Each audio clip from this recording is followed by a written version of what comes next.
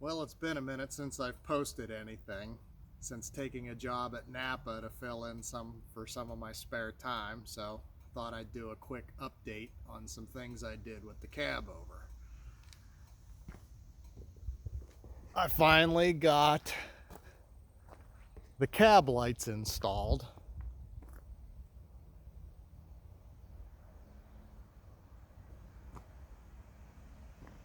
We actually sell those at Napa.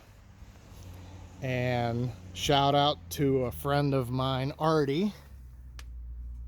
He hooked me up with some old connecting rods that I turned into muffler hangers. Thought it kind of fit the scheme of the truck.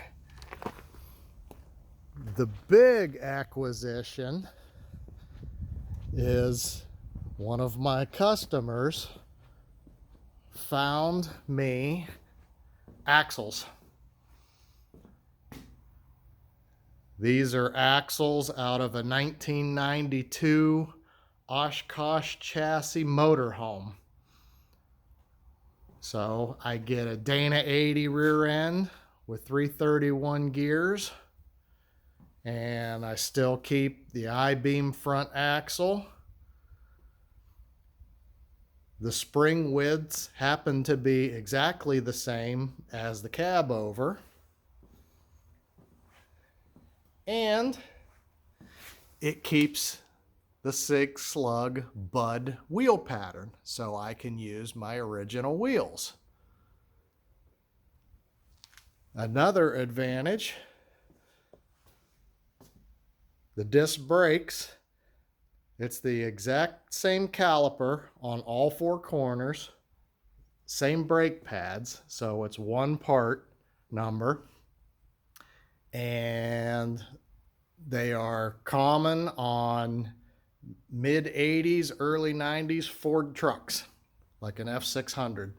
So parts are available.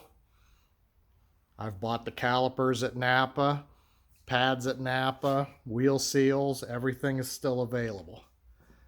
The only drawback is the cab over has a 5-inch perch to center line of axle on the front axle, where the motorhome is 3-inch. So this is going to raise the front end 2 inches. Doesn't bother me because my plan is hopefully this winter to air ride this. I'm working on designing parts for my chassis in order to do that. So hopefully this winter I can bag this thing, have it 4-linked in the back, and either radius arm or 4-link in the front. I haven't decided yet. I have to see what I have room for. And then we'll go from there. But thought it was a good time to do just a little bit of a status update. Nothing else really changed on it from the last video, except for, lettering my doors with my wife's nickname and my nickname.